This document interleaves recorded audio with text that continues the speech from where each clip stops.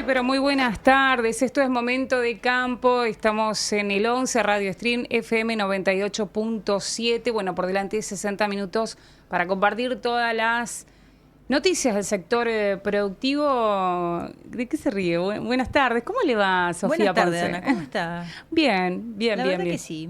Contenta, mitad de semana, corta. Mañana finaliza para alguno, para otro no tanto, pero bueno, previo a un fin de semana largo, así que eso ya cambia el ánimo. Claro que sí, eso es cierto, muy cierto. Y para nosotras que partimos a Rosario junto a los amigos de Campo en Acción para ver si la terna del Círculo Argentino de Periodistas Agrarios trae su fruto para Campo en Acción o para Momento de Campo con alguna distinción. Así es, así que bueno, veremos mañana qué pasa. Sí, es así. Pero bueno, le decimos buenas tardes a Sebastián, que nos permite estar en el aire y poder compartir también buena información, buena música de esto que hacemos Momento de Campo. Los saludamos a los amigos de Crespo, como Noni Gauna, que se sumó a Momento de Campo, también a Moni de acá de Paraná, que nos está escuchando y nos está viendo claramente. Bueno, Alicia también, que se está sumando a este Momento de Campo, a Santiago desde Corrientes, que nos pide chamamé. No lo tenemos apuntado, pero por ahí quien dice que sale chamamé. ¿Cómo que no? ¿Puede salir chamamé? Lo vamos a sorprender. Lo vamos a sorprender. Alguien bien entrerriano también. Bien entrerriano, claro que sí. Bueno, van a ser distintos los temas que vamos a estar tocando en la tarde de hoy, sobre todo siempre pensando en el recurso suelo, que es una nota que nos quedó pendiente por problemas técnicos la semana pasada, y bueno, vamos a estar hablando del cuidado del suelo con una visión quizás un poquito más práctica de todo esto, ¿no? Así es, Dana.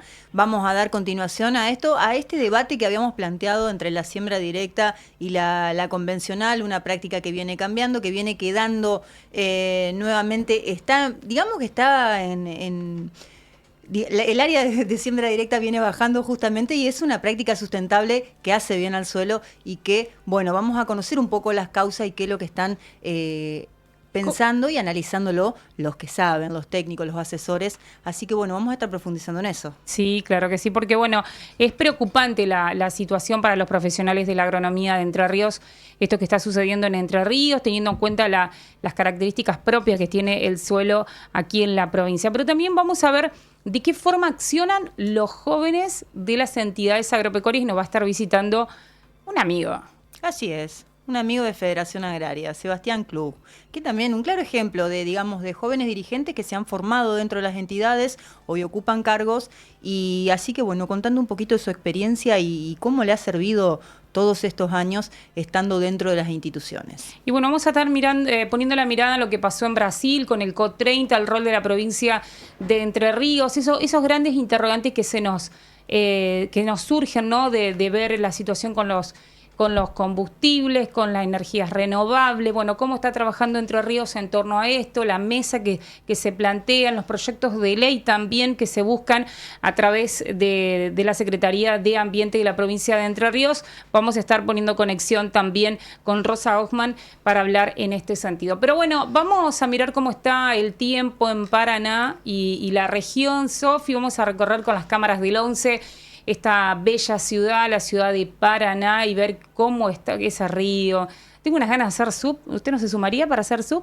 Y tengo respeto por el agua, así que por no decir miedo, pero la miro de la orilla si quiere. Pero bueno, mire ese río, Paraná. La verdad que es tentador. Bueno, tenemos 30 grados 7 décimas aquí en Paraná, ya casi verano, ¿eh? Sí, bueno, diría que acá hace calorcito, pero en Corrientes, ¿cómo está, Santiago? A ver que nos cuente. Hace más calor seguramente. Seguramente que sí. Bueno, acá les sigo contando. Está ligeramente nublado, la humedad de 30 grados, la presión de 1006 hectopascales. El viento 15 kilómetros por hora, así que la verdad que muy linda tarde aquí en Paraná. Muy linda tarde. Bueno, a aquellos que se quieran sumar a este Momento de Campo, las líneas están abiertas, Sofía. Así es, lo pueden hacer a través del 343-303-3333. También tenemos habilitado el 3434-464-0663, así que habilitadas las líneas de comunicación. También Momento de Campo está en las redes sociales, nos pueden encontrar el Momento de Campo en Facebook, también en Instagram y en X, así que para mantenerse informado y también, ¿por qué no?, mandarnos mensajes. Claro que sí.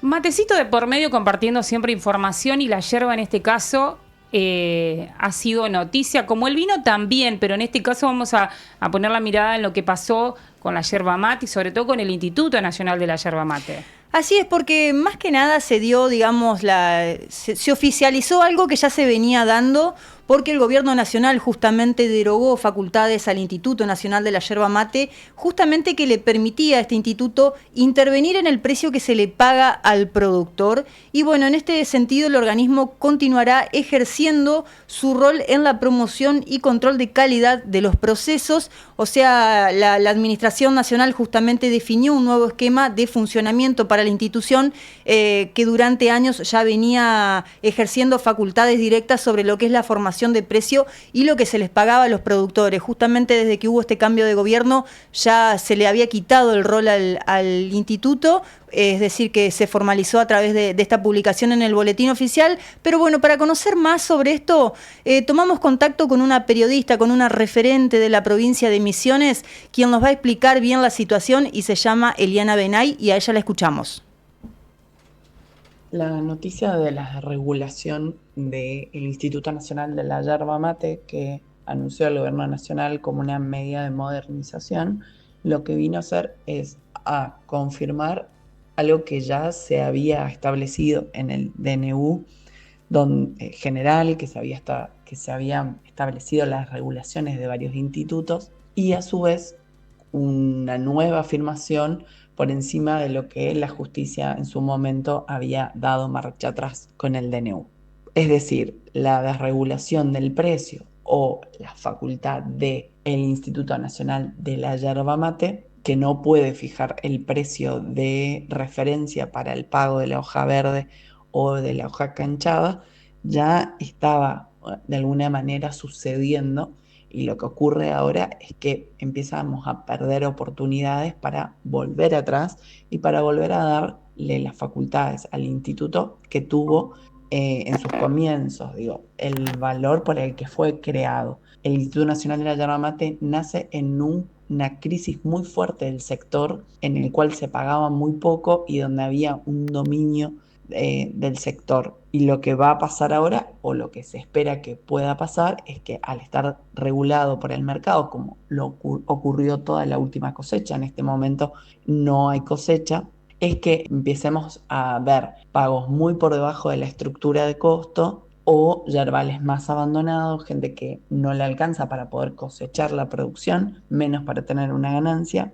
Y también el desaliento productivo, ¿no? Ante este escenario donde no hay una garantía de pago de un precio coherente, va a pasar. También puede ser cíclico porque al abandonar yerbales, los que estén activos van a poder ajustar la oferta y por lo cual podría regular el mercado un poco el precio. Lo cierto es que hay razones claras como que el instituto tenía una razón de ser a partir de fijar un precio de referencia. Eso cuidaba al pequeño productor o sobre todo aquel que no tiene toda la cadena en ejercicio. Y a su vez estamos hablando que este año, por ejemplo, ya sin un precio de referencia obligatorio, como lo establecía años anteriores el Instituto Nacional de la Yerba Mate, ocurrió que se pagó 250 cuando la estructura de costos para tener una mínima ganancia te daba en 450, lo cual estamos hablando de más de la mitad. Esta situación va a poner al instituto en un nuevo formato que ya venía realizando, apoyando, por ejemplo, investigaciones sobre las virtudes de la yerba mate como alimento o también la promoción para abrir nuevos mercados. Va a limitar a este espacio a solamente eso, lo cual lo pone en algo muy parecido a lo que hoy funciona como el IPCBA, pero son mercados muy diferentes, el de la carne con el de la yerba mate, por lo cual va a haber una fuerte reestructuración chacra adentro con los productores que van a tener que buscar su rentabilidad de otra manera o en algunos casos va a terminar siendo un impulso para dejar sus yerbales o cambiar de producción.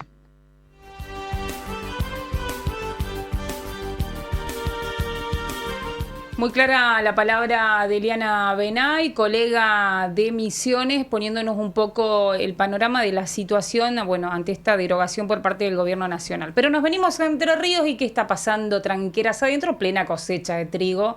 obviamente. ¿Y qué podemos compartir? Los amigos que nos traen un poquito de información de cómo vienen las labores de cosecha de trigo en el territorio entrerriano, y compartimos lo que nos hizo llegar hace nada, unos minutitos nada más, nuestro amigo Cristian Bergomás, productor que está en plena cosecha. ¿Lo compartimos, Sebastián? Hola, Momento de Campo. Soy el productor Cristian Bergomás. Nos encontramos en un lote mío, acá en la zona de Colonia Ensayo, al límite con Oro Verde. Bueno, para contarle un poquito cómo viene desarrollándose la cosecha de trigo. Acá estamos en un lote de 25 hectáreas de la variedad Pehuen. Estamos teniendo un rinde promedio más o menos de 37, 38 quintales, con algunos picos de más de 5.000 en el lote, por ser un campo de costa, con tierras de inferior calidad. La verdad que estamos teniendo buenos promedios. La verdad que la campaña se ha desarrollado muy bien, diría que excelente, con muy buenas lluvias en todo el periodo, que acompañó el cultivo de una manera muy poco común estos últimos años. Así que bueno, quería compartirle con ustedes un poco el desarrollo de la campaña. Bueno, y así compartíamos la palabra de nuestro amigo Cristian Bergomás, productor de acá cerquita, un poquito más adelante de Oro Verde, entre Oro Verde y Colonia Ensayo, que está en plena cosecha por estos momentos. Y bueno, seguramente los datos es que hay un fuerte incremento en los rendimientos de esta campaña de trigo para la provincia de Entre Ríos, que rondan alrededor del 13% según los datos que ya oficializó la Bolsa de Cereales de Entre Ríos, pero como son lotes muy puntuales todavía no se ha actualizado. Ahora nos vamos a compartir entrevistas y así presentamos, señor operador, este segmento de entrevistas. En Momento de Campo es momento de escuchar las noticias a través de los protagonistas. Entrevista.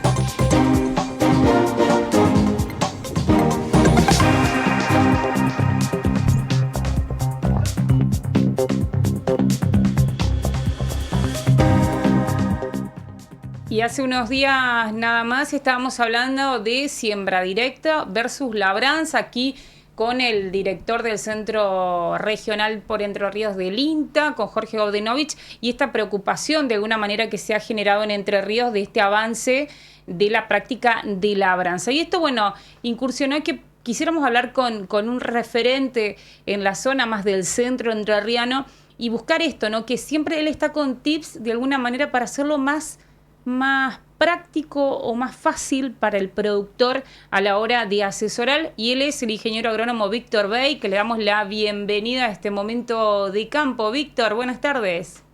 Muy buenas tardes, gurisas, ¿cómo andan? Espero que me estén escuchando hoy. Sí, hoy sí. Te escuchamos perfecto, Víctor. Pero bueno, justamente, ¿están así de lo que se dice, Víctor, que en Entre Ríos muchos productores están volviendo a hacer labranza? ¿Cómo lo ves vos? Sí, a ver, en realidad tiene que ver, digamos, más que otra cosa con las formas, con las prácticas que se llevan adelante, tal vez no necesariamente todo relacionado con las labranzas, si bien las labranzas podemos destacarlas como un punto de retroceso bastante grande, en realidad tiene que ver con el concepto de manejar una forma distinta en cuanto a la nutrición de los cultivos y demás, que tiene que ver con pensar que tenemos que nutrir el suelo para que el suelo después nutra los cultivos, ¿no? Y normalmente el productor o inclusive muchos asesores técnicos y demás te viene con un cassette muy viejo en donde la idea es nutrir al cultivo como que si el suelo entre medio sea solamente una cuestión de sustento físico de la planta y no tiene nada que ver, ¿no? Bueno, de ahí parte justamente el tema de que nosotros en Entre Ríos tenemos suelos que son muy susceptibles a la degradación, principalmente la degradación hídrica, y bueno, lamentablemente el tema del laboreo de suelo está muy relacionado con la erosión hídrica porque lo incrementa muchísimo justamente a este factor degradante de suelo. Y bueno, los suelos vertisoles lamentablemente son suelos muy susceptibles a esto, y como yo siempre hablo, cuando por ahí trato de hacerle entender esto a mucha gente que no son de Entre Ríos, Yo siempre digo, vos en Pergamino podés hacer las cosas mal 50 o 60 años para que un suelo se te venga abajo. Bueno, en Entre Ríos, con hacer las cosas mal 8 o 10 años, vos ya estás viendo caídas de producción tranquilamente de un 30 o 40%. Entonces, bueno, viene de la mano de eso, ¿no es cierto? La labranza como una cuestión negativa desde el punto de vista del incremento en la erosión hídrica, pero a su vez también dentro de un combo. Y si me puedo extender un poquito más antes de pasarte la palabra, Dana, creo que en su momento el productor entrerriano adoptó la siembra directa, no porque estuviera convencido de que era una práctica para mejorar la salud del suelo, sino que porque era conveniente económicamente. Creo que ahí parte un error bastante grande de concepto, en donde por ahí muchos se alarman hoy con el regreso a la labranza y demás, pero en definitiva el productor en el momento que adoptó la siembra directa, lamentablemente lo hizo por una cuestión económica y no porque estuviera convencido de la práctica como una de las herramientas conservacionistas. Bien, ¿y cuáles, entonces, ante esto que vos estás afirmando, cuáles considerás que son los principales problemas, ya sean físicos o biológicos, que estás observando hoy en el suelo, en lotes productivos, sobre todo de tu zona? Está bien, perfecto. Mirá, básicamente lo que es la caída de la materia orgánica está muy relacionada con las caídas de productividades más grandes que nosotros tenemos en nuestro suelo. Obviamente la caída de la materia orgánica atada a lo que es una cuestión de falta de rotaciones y la erosión hídrica como una de las fuentes justamente de que nos saca esa materia orgánica del lote, ¿no? Por ahí yo lo que me he estado, por así decirlo, especializando en los últimos años y demás, es tratar de que productores que alquilan campo, que son productores como cualquier productor de otras zonas de Entre Ríos, digamos, traten de implementar prácticas dentro de su modelo de producción de alquiler de campo, justamente para que sean beneficiosas para las dos partes, o sea, que gane el productor que las implemente y que gane el dueño del campo, ¿no? Viene un poco por ese lado la mano y justamente está relacionado con el hecho de entender parte de lo que te decía en el mensaje anterior, que tiene que ver con el hecho de entender que tenemos que nutrir al suelo para que el suelo después nutra el cultivo, ¿no? Y los productores que lo entienden y lo empiezan a ver, así como Entre Ríos tiene suelos que son muy susceptibles a la degradación, también son suelos que responden muy rápido a este tipo de prácticas conservacionistas, ¿no? Entonces, yo siempre estamos tratando de difundir estas técnicas y demás porque vemos cómo la productividad de los suelos en general va cayendo año a año y bueno, uno piensa en el recurso como un recurso suelo no renovable, ¿no? Si el día que se acabe el suelo, ¿cómo van a hacer para seguir produciendo, no? Diríamos que no es solo pensar en siembra directa, tendríamos que pensar, por ejemplo, también en cultivos de servicio, o sea, tener en el tiempo invernal el suelo cubierto, y bueno, y algunas otras cuestiones como, por ejemplo, las terrazas, o sea, es un combo. Tal cual, no es una sola práctica aislada, por ahí se lo resume mucho en el tema de la labranza o la siembra directa, pero la realidad es que si vos haces siembra directa solamente, es una partecita de un paquete de herramientas mucho más grande que si vos solamente implementás la siembra directa no vas a ver los resultados. Víctor, y en este sentido, la fertilización, ¿cómo influye en el equilibrio del suelo? Sí, la fertilización es uno de los pilares que hay que trabajar mucho también. En general, se fertiliza mucho menos de lo que se extrae de los suelos, especialmente lo que es el tema de fósforo, pero también otros nutrientes. Y bueno, eso es una realidad no solamente de Entre Ríos, sino también de la República Argentina, ¿no? Tal vez en Entre Ríos es más evidente porque tenemos suelos que genéticamente son pobres en fósforo.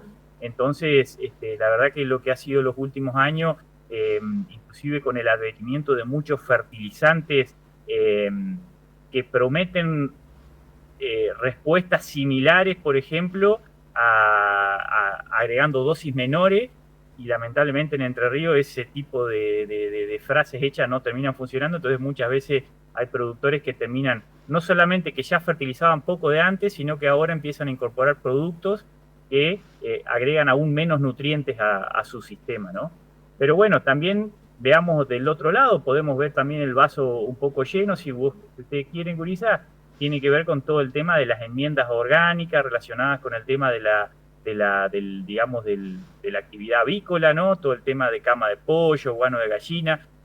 guano como es de los galpones de cerdo. Ese tipo de enmiendas orgánicas también es algo que se está incrementando, si bien no es masivo, pero sí son prácticas que son muy positivas a la hora de pensar en la salud del suelo, ¿no? Pero pensando en la salud del suelo, para saber específicamente cómo está, creo que el análisis de suelo también juega un rol fundamental. Sí, el análisis de suelo es uno de los pilares que nosotros usamos justamente para empezar a trabajar en la recuperación de aquellos campos en los cuales los productores, en el caso mío, con los productores que yo laburo, para empezar a tener ese desafío de empezar a mejorar los suelos, ¿no es cierto? Y también empiezan a ver análisis ya que no ven solamente la parte química del suelo, sino también la parte física, ¿no? Lo que tiene que ver con el tema de los tamaños de los poros, los tamaños de los agregados, el tipo de materia orgánica que tenemos. Hoy se sabe mucho más de lo que se sabía hace 15 o 20 años atrás con respecto al tema de la salud del suelo, y son todas, digamos, pilares que nosotros usamos para tener parámetros, es decir, bueno, si vamos a empezar a usar prácticas conservacionistas, que nos poder empezar a medir las mejoras en el tiempo. Víctor, ¿cómo puede un productor aprovechar más el recurso, el agua del perfil a través de un buen manejo del suelo? Bueno, perfecto. Mirá, nuestros suelos genéticamente tienen muy poca capacidad de almacenaje de agua útil, ¿está bien? Para que tengas una perspectiva, sería algo así. Los suelos vertisoles, que no están degradados, más o menos tienen una capacidad de almacenaje de agua útil de alrededor de entre 40 a 60 milímetros a profundidad enraizable, ¿está bien? Hasta donde llegan las raíces. Para que vos te des una idea, un suelo de la zona de Tesano Pinto, en la zona de Paraná, ese suelo que ya es un suelo molisol, tiene alrededor de 120 o 130 milímetros de capacidad de almacenaje de agua útil a profundidad enraizable, ¿no? Y de los mejores suelos de la Argentina, en la zona de Venado Tuerto, Pergamino y demás, estamos hablando de 300 milímetros de almacenaje a profundidad enraizable. Entonces, ¿cuál es el gran desafío y dónde cambia la lógica en nuestro manejo de nuestro suelo? Es que nosotros tenemos que trabajar en pos de que cada milímetro de lluvia que cae ingrese al suelo lo antes posible y no escurra, ¿no? Nosotros tenemos suelos que son muy propensos justamente a favorecer el escurrimiento por el tipo de arcilla que tiene nuestro suelo, que el agua escurra hacia los bajos y se nos vaya, ¿no? Ahora, si nosotros implementamos prácticas como la siembra directa, rotación de cultivo, la implementación de cultivos de servicio, que el suelo esté lo más lleno de raíces posible y justamente protegido, el suelo, la superficie del suelo protegido de la gota de lluvia, eso nos va a garantizar de que si tenemos eventos de precipitaciones, vamos a tener un porcentaje de infiltración del agua mucho más grande, ¿no? Eso se llama lluvia efectiva. Ese es el concepto técnico que nosotros usamos para decir, bueno, si tuvimos una lluvia de 50 milímetros, ¿cuál fue nuestra precipitación efectiva? La que realmente ingresó al suelo, ¿no? Y eso va a cambiar dependiendo del manejo que haga cada productor. Días atrás justamente yo mostré en algunos videos una lluvia espectacular de 40 milímetros con una intensidad bajísima, duró prácticamente todo el día, y yo mostraba cómo los lotes movidos y demás, o que por ahí no tenían cobertura adecuada, cómo el escurrimiento del agua estaba haciendo su trabajo en un día que realmente la lluvia era de una intensidad tan baja que no debería haber estado pasando eso. Exactamente. Víctor, bueno, quienes te quieran seguir, ¿cómo hacemos? ¿Cómo te buscamos? Porque ahí tenemos un montón de recomendaciones específicas del suelo, del tema de agricultura, y la verdad que es un placer siempre ver cada uno de los contenidos que generás. No, básicamente mi nombre y mi apellido, Víctor Beig, en cualquiera de las 3 redes sociales, 4 si contás Facebook también. Estoy en YouTube, en Facebook, en Instagram y en TikTok. En todos, no es que me ponga a hacer contenido específico para cada una, excepto en YouTube, que por ahí subo videos un poco más largos a veces. En el resto de las plataformas subo todos los videos y demás. Y lo hago porque me gusta, no lo hago detrás de ningún objetivo económico, ¿no? No, bueno, pero hace tanto tiempo que venimos haciendo entrevistas y podemos compartir que has evolucionado en esto, ¿no? Que siempre hay que contar, y sos un buen comunicador como ingeniero agrónomo, así que te felicitamos desde este lado. Vos sabés que me da mucha polenta recibir mensajes de chicos jóvenes que a veces están con los papás trabajando en algún tractor, chicos de 20, 22, 27 años que probablemente vayan a ser el recambio de la generación siguiente, ¿no es cierto?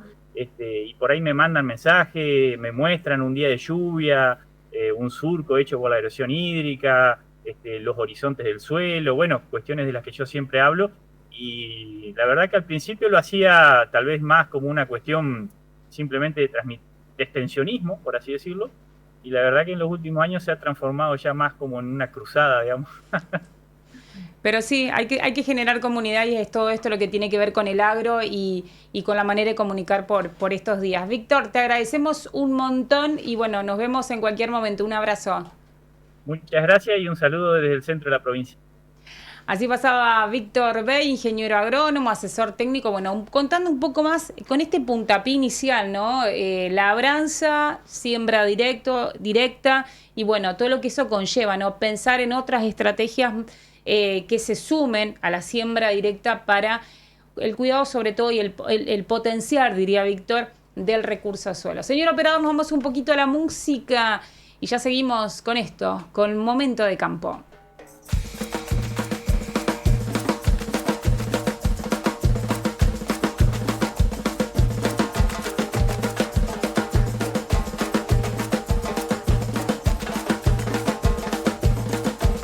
Una bailanta con acordeón, ante la luna con el sol.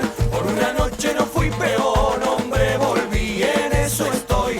En una bailanta con acordeón, ante la luna con el sol. Por una noche no fui peón, hombre, volví, en eso estoy.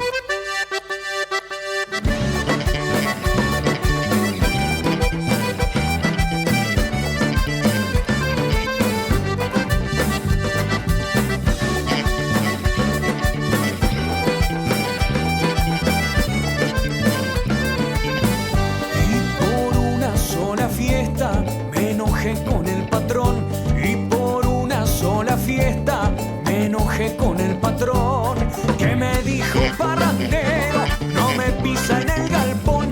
Que me dijo parrandero, no me pisa en el galpón. Y en una bailanta con acordeón, ante la luna con el sol. Por una noche no fui peón, hombre, volví, en eso estoy. En una bailanta con acordeón, ante la luna con el sol. Por una noche no fui peón, hombre, volví, en eso estoy.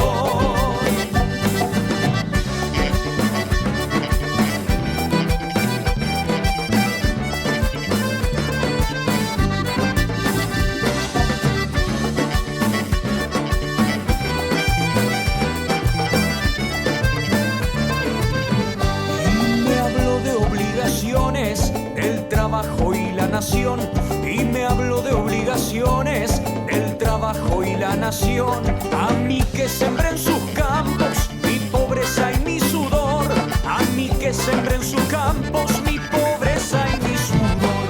Y en una bailanta con acordeón, ante la luna con el sol. Por una noche no fui peor, hombre, volví, en eso estoy. Estamos en YouTube, El 11 Radio Stream. Seguinos, @el11com. @el11com. 98.7. El 11 Radio. Informa. Noticias actualizadas cada 30 minutos. 17:01 minuto en la República Argentina. Temperatura en Paraná 30 grados 7 décimos. Cielo ligeramente nublado. La Comisión del Senado de la Nación rechazó el pliego de la senadora libertaria Lorena Villaverde. La Comisión de Asuntos Constitucionales del Senado dictaminó el rechazo del diploma de la senadora electa por Río Negro, Lorena Villaverde, de La Libertad Avanza, por 12 votos. La negativa se fundamenta en sus antecedentes de una causa por compra de cocaína en Estados Unidos y vínculos con el narcotraficante extraditado Fred Machado. El peronismo, el PRO y la UCR y otros bloques opositores impulsaron el rechazo, que será votado en la Cámara Alta el 28 de noviembre. Prisión preventiva al imputado por millonario robo en Chajarí. Jorge Abraham Pandolfi, coautor acusado en el robo agravado de una estación de servicio en Chajarí, recibió 90 días de prisión preventiva en la Unidad Penal de Concordia. El imputado, reincidente y con graves problemas de salud, obesidad mórbida y cáncer, se entregó en Buenos Aires tras un robo de $800.000 y 50 millones de pesos. La defensa apelará a la preventiva buscando prisión domiciliaria por los motivos de salud, señaló su abogada Agostina Gisbert Molina a El 11. Mi cliente, Jorge Abraham Pandolfi, está acusado de robo agravado en poblado y en banda, justamente por este hecho, junto a otros coautores, ¿no? La imputación de él es en calidad de coautor. En el día de hoy se realizó la audiencia de prisión preventiva y, bueno, el juez de garantías le otorgó 90 días de prisión de cumplimiento efectivo en la unidad penal de la ciudad de Concordia. La detención se produjo en la ciudad de Buenos Aires. No es que la policía lo encontró, sino que él llamó a la policía y les advirtió que estaba ahí en ese lugar, en el lavadero. Él se puso a derecho de la policía de Buenos Aires, estuvo detenido desde el día jueves en la ciudad de Buenos Aires y el día lunes fue trasladado a la ciudad de Concordia. El Consejo Deliberante de Paraná estudia el presupuesto 2026 de 232 millones de pesos y sesionará en el Parque Gazano. El Ejecutivo propone eliminar diversas tasas y reducir un 18% la alícuota de alumbrado público gracias a la futura generación de energía solar. Los ediles sesionarán el viernes 28 de noviembre en el Parque Gazano en el marco del programa de acercamiento del Cuerpo Legislativo a los vecinos. Detuvieron en Crespo a 3 personas por narcomenudeo. 2 hombres y una mujer fueron detenidos en Crespo en un operativo antidrogas. Los aprendidos, oriundos de Paraná con antecedentes, están vinculados a la venta de estupefacientes a baja escala tras múltiples denuncias. Se incautaron 350 dosis de cocaína, marihuana y más de 1 millón de pesos. La causa investiga la infracción a la Ley Provincial de Narcomenudeo. La temperatura en Paraná 30 grados 7 décimos, humedad 30%, presión en hectopascales 1000,6, viento del sudoeste a 15 km por hora, visibilidad 15.000 metros, cielo ligeramente nublado a las 17:04. Manténgase informado ingresando al portal de noticias el11.com. El 11 Radio Stream 98.7. Todas las voces. Todas las voces. El 11 Radio Stream 98.7. Estamos en YouTube. @el11com.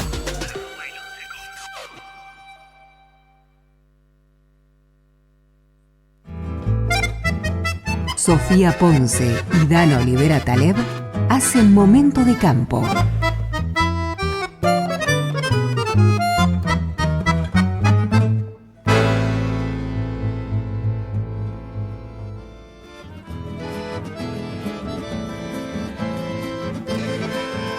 Y seguimos el momento de campo y con visita en el piso porque, como bien lo anunciábamos al principio, nos está acompañando Sebastián Klug, secretario de Finanzas de Federación Agraria Argentina.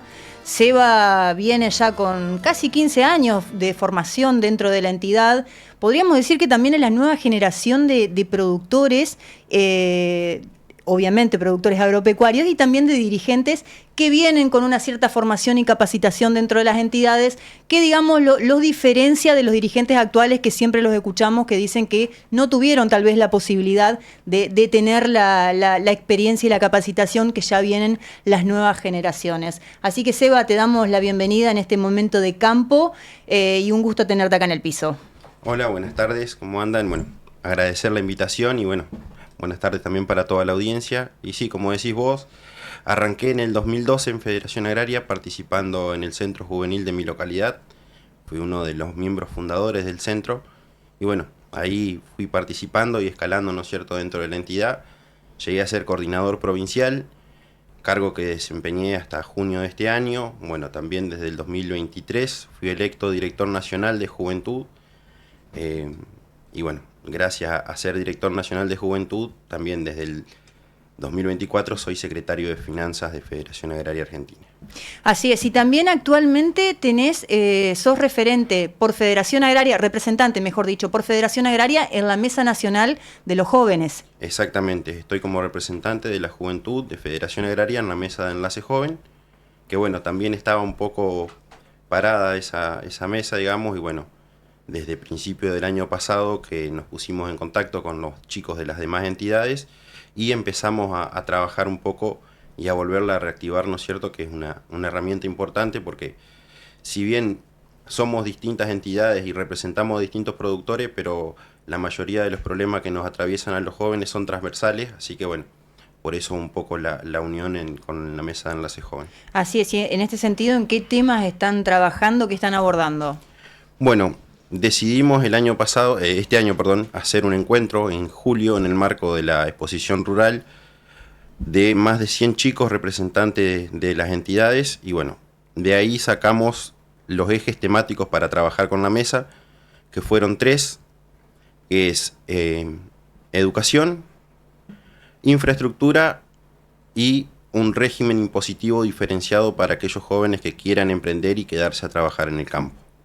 Bien, y en este sentido, ¿cómo lo van a llevar a la práctica, por así decirlo? Bueno, estamos trabajando un poco en elaborar unos proyectos para presentarlo al gobierno nacional. Bueno, la idea un poco es el año que viene arrancar a trabajar con eso, con una agenda de reuniones en los ministerios, tanto de educación, de economía y bueno, también algo de infraestructura, ¿no es cierto? También, junto con la mesa de enlace joven, estamos en el grupo de Red Jóvenes del Agro, que es un grupo que va creciendo día a día. Actualmente consta de 12 instituciones, que no solamente son gremiales, sino también son juventudes de organizaciones técnicas del sector, como es APRESID, CREA, Fundación FADA, bueno, Barbechando y otras más que no las recuerdo ahora, pero somos 12 en total. De alguna manera en cada una de ellas coinciden seguramente en las necesidades o preocupaciones que tienen como jóvenes dirigentes. Sí, en la mayoría de los puntos que estamos trabajando coincidimos y bueno, también un poco esa es la idea de abrir un poco el juego a las demás juventudes y no solamente tener representación gremial, sino también de la parte técnica, el apoyo, ¿no es cierto?, para la elaboración de los proyectos que querramos presentar y trabajar a futuro. La idea de este grupo es trabajar en propuestas a largo plazo, no sobre la coyuntura, sino pensando de acá a 10, 15, 20 años, propuesta elaborada obviamente por los jóvenes. Bien, y desde Federación Agraria específicamente, ¿en qué están trabajando los jóvenes? Bueno, a nivel nacional se podría decir que actualmente también, porque venía un poco de caída la juventud, estamos reflotando todos los centros juveniles, fortaleciendo la participación y bueno, empezando de a poco a capacitar de nuevo a los jóvenes. Este año hicimos un convenio con la Universidad Nacional de Rosario para tener un curso de dirigentes, que bueno, han participado alrededor de 40, 45 chicos a nivel nacional, que uno de los cursos fue de técnica legislativa, que bueno, de ahí por ahí con los chicos de acá de Entre Ríos que lo estamos haciendo, nace la idea de armar un proyecto de ley para vivienda rural para jóvenes, ¿no es cierto? Así como lo es el IAPB o lo eran los Procrear en su momento, que por lo menos en la provincia tratar de presentar un proyecto de ley que haya financiamiento para los jóvenes que quieren hacer su casa en el campo. Y en ese sentido, ¿qué es lo que están planteando? Bueno, en ese sentido empezamos junto con los coordinadores de acá de Entre Ríos y algunos chicos de los centros juveniles a elaborar un proyecto de ley, si bien está muy por arriba todavía, ¿no es cierto?, la idea, pero ya tenemos los primeros puntos y bueno, la idea es seguir trabajando también. Como todos los años hacemos un encuentro nosotros acá en Entre Ríos con todos los centros juveniles. La idea es para enero tener algo más o menos armado para consensuarlo con todos los chicos de los centros juveniles y en marzo poder llegar a presentarlo a los legisladores acá en la provincia. Bien, recién decías, así al pasar, que como que sentís no desmotivados, pero poca participación de los jóvenes. Si tendrías que hacer una autocrítica, ya sea la entidad o qué es lo que analizan, por qué justamente se da esta falta de participación o motivación, por lo menos. Bueno, yo no le haría una autocrítica a la entidad porque lo veo más general a la falta de participación de los jóvenes por ahí. También en los grupos políticos, en las facultades, en los centros de estudiantes, en todos lados veo que hay problemáticas. Lo mismo pasa en las otras entidades también.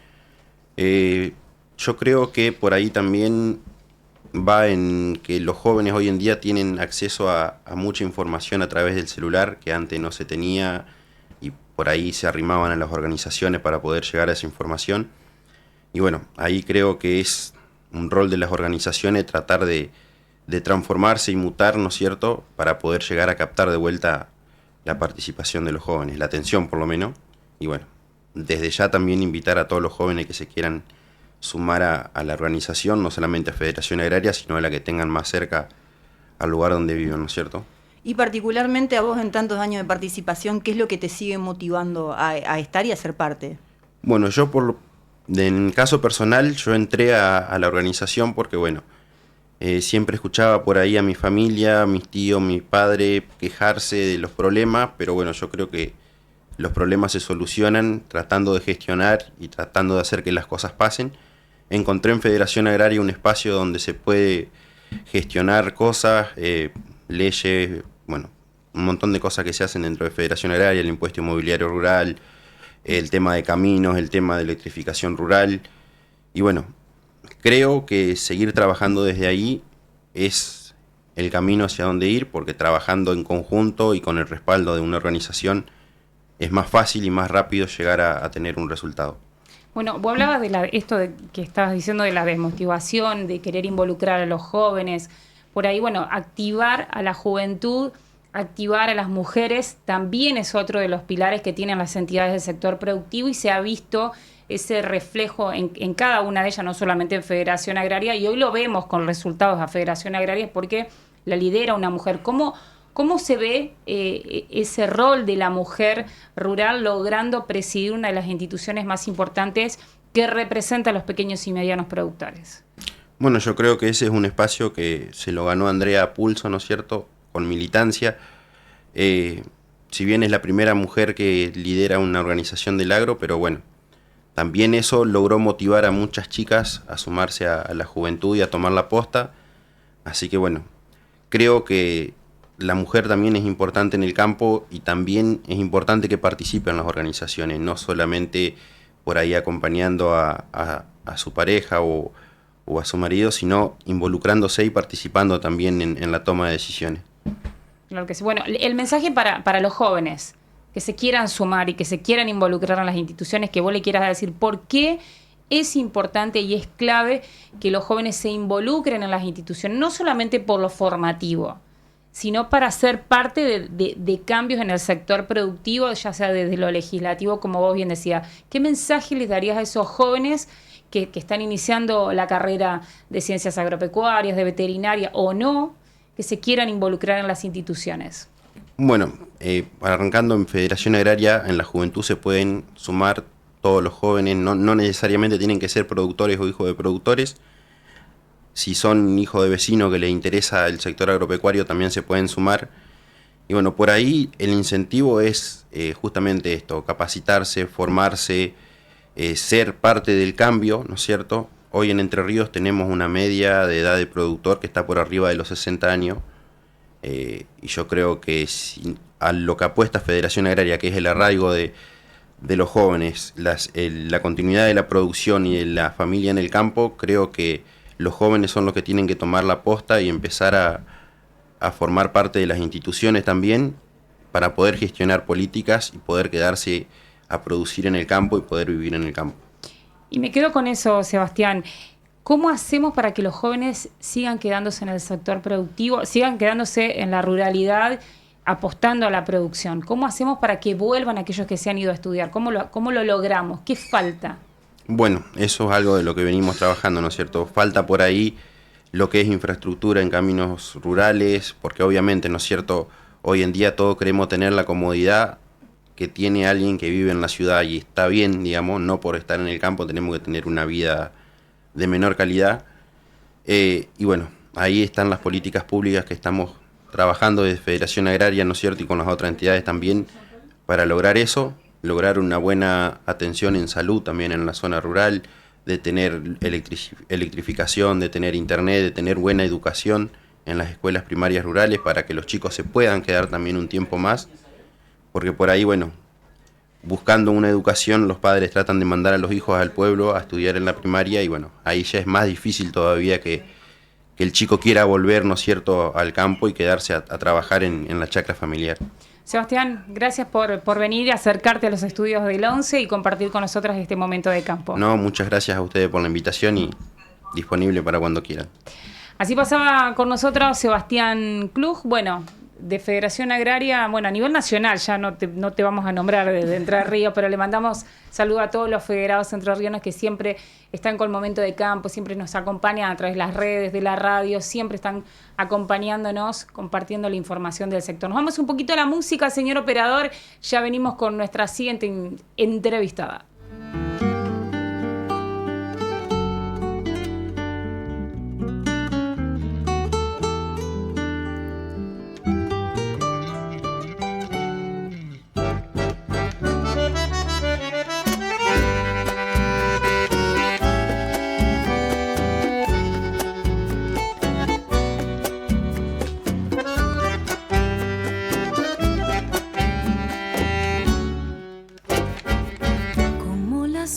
Que el viento hace volar, va mi destino.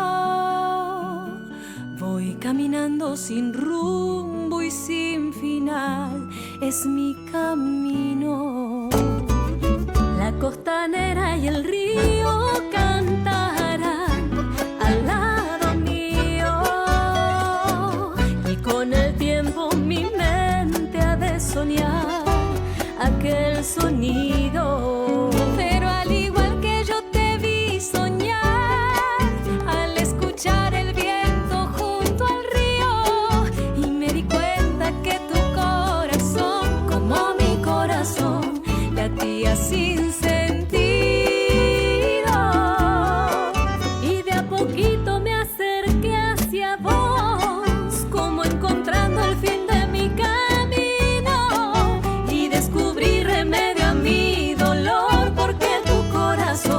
Le dio calor al mío.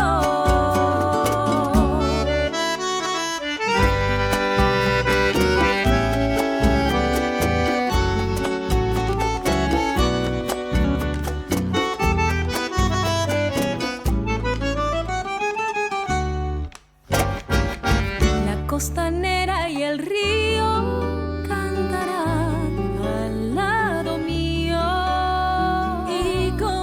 Y seguimos el Momento de Campo y le mandamos saludo a un Juani, a Juani Bel, que nos está diciendo desde Oro Verde en plena trilla. Un beso grande al Juani y a todo el equipo de Momento de Campo en stream, así que nos manda fotos de están todos trillando, a pleno. A full, aprovechando el día. Hermoso día para aprovechar en el campo. Pero vamos a poner la mirada desde lo político y más que nada que Entre Ríos, miembro fundador de la Alianza Verde Argentina, participó activamente de la COP30 que se desarrolló hace poquitos días nada más en Brasil, precisamente en Belém do Pará, no sé si lo pronuncié bien, pero le damos la bienvenida a ella para que nos cuente más detalles de lo que se vivió allí, de lo que significa este tipo de encuentros. Le damos la bienvenida a Rosa Hochman, secretaria de Ambiente de la provincia. Rosa, buenas tardes.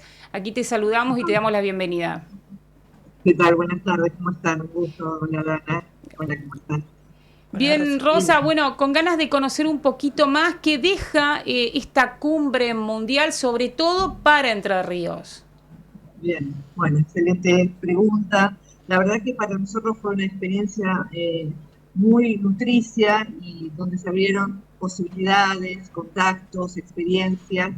Haber ido en el marco de la Alianza Verde junto a otras provincias, éramos 6 provincias donde los ministros y secretarios de Ambiente con los representantes, directores o secretarios de Cambio Climático y otros equipos, bueno, pudimos intercambiar fuertemente, vuelvo a decir, experiencias y, digamos, coordinando políticas públicas de acción climática, promoviendo la cooperación inclusive con otros países, como fueron las reuniones que tuvimos con nuestros pares de alianzas similares a la Alianza Verde, pero de Brasil.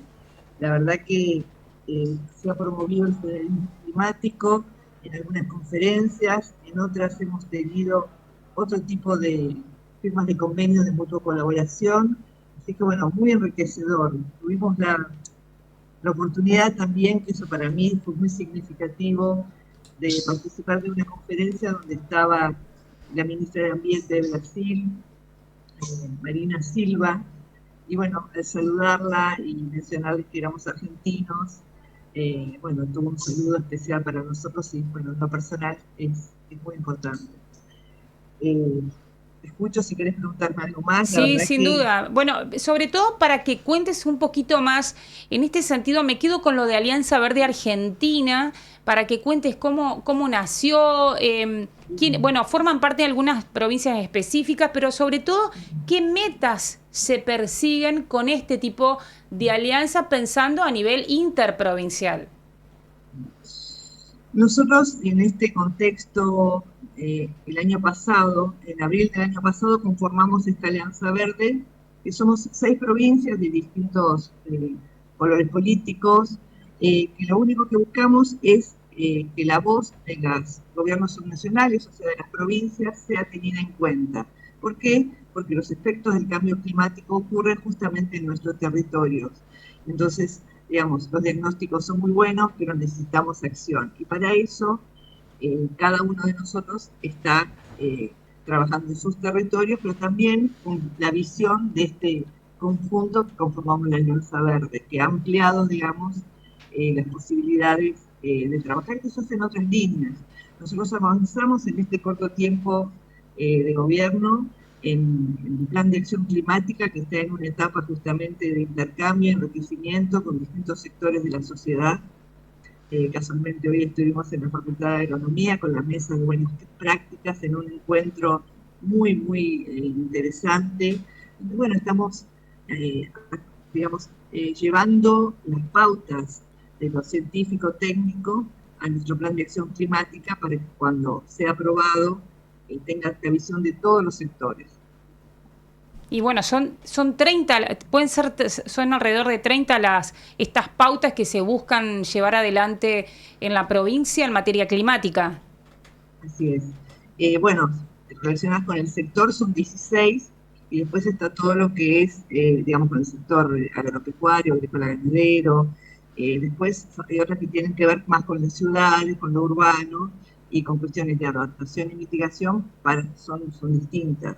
Igualmente el ambiente es uno, el territorio es uno, y todo lo que hagamos en un sentido, por ejemplo, algo tan sencillo como plantar árboles, mejorar, digamos, las zonas de retención de excedentes de agua para los momentos en que falte. O sea, los efectos del cambio climático se expresan de muy diversas maneras, con temperaturas extremas, con sequías, con inundaciones. Hemos tenido temperaturas récord en el verano pasado y bueno, lamentablemente se presume y se prevé que puede ocurrir este verano también. Entonces hay un montón de medidas y acciones que se pueden ir haciendo, y para eso tenemos que hablar, digamos, con los actores del territorio para considerar las medidas y las particularidades, ¿no? Rosa, y en este sentido también la implementación de energías limpias es otra alternativa. Claro, así es. Digamos, eso sería una transición justa. Nosotros hemos trabajado en 2 líneas, porque claramente desde la provincia de Entre Ríos, la mirada, digamos, de lo que es la producción agropecuaria es muy importante. Nosotros en ambiente trabajamos codo a codo con la subsecretaría, con la Secretaría de Agricultura, Ganadería y Pesca, y ambas secretarías pertenecemos al Ministerio de Desarrollo Económico. Entonces ya desde la visión de nuestro gobernador y de nuestro ministro trabajamos juntos, consensuando muchas cosas que hacemos, y en particular este plan de acción climática hacia dentro del gobierno y en este momento con los sectores relacionados.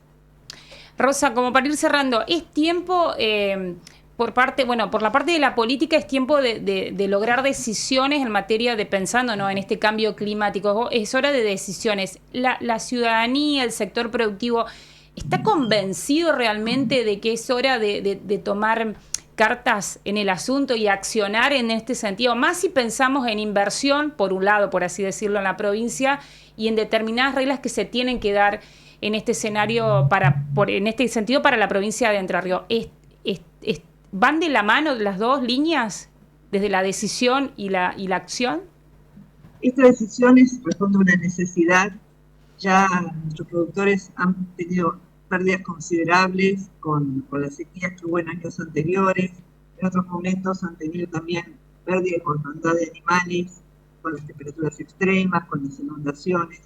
Entonces, digamos, es cuestión de ir dialogando, porque ya los efectos se sufren y viendo las posibilidades al menor costo posible, pero sí que sea una perspectiva para no tener estas pérdidas y no accionar, digamos, como se debe o como sería lo conveniente para evitar estas pérdidas, porque el cambio climático va a seguir y lamentablemente si no accionamos como para ir atenuando estos efectos con lo que es, cada vez van a ser mayores. Entonces me parece que sí, quizás no está hoy en la agenda ni en la conciencia, pero es cuestión de ir conversando como estamos haciendo en este momento, ir intercambiando, ver la postura. O sea, realmente tenemos la conciencia de que tenemos que dialogar, y de eso se trata el plan de acción climática. Estamos en una etapa donde al principio, trabajamos con las comunidades, con las universidades, con las organizaciones de la sociedad civil, y ahora estamos trabajando en particular con el sector agro, que es fundamental para nuestra provincia. Nosotros de ninguna manera esto pretende ni, perjudicar a nadie, simplemente ponernos a tono con lo que es necesario y con lo que están realizando en muchas partes del mundo, inclusive en muchas provincias nuestras, y también verlo como una oportunidad, porque hay muchas cosas que podemos hacer para que mejore la economía de la provincia desde la visión de las prácticas, de las buenas prácticas y de las prácticas que pueden favorecer las condiciones para que los efectos no sean tan nocivos. Un poco es la idea. Es así, Rosa. Agradecemos estos minutos al momento de campo, te dejamos liberada, sabemos que tenés una agenda ocupada, así que te agradecemos estos minutos enormemente, te mandamos un fuerte abrazo. Gracias a ustedes, y creo que esto que acabamos de hacer, que es de empezar a poner el tema, hoy en este reportaje, seguramente en otros, es lo que va a abrir un poco la mirada y, que la gente pueda reflexionar y dialogar para encontrar una solución en conjunto. Muchísimas gracias. Gracias a vos, Rosa, un abrazo. Y así llegamos al final de este momento de campo, Sofi. Nos despedimos hasta el próximo miércoles, minutito después de las 16:30 con este momento de campo. Así es, Dana, nos encontramos la próxima semana. Claro que sí, gracias Sebastián, gracias a los que están del otro lado. Chau, chau.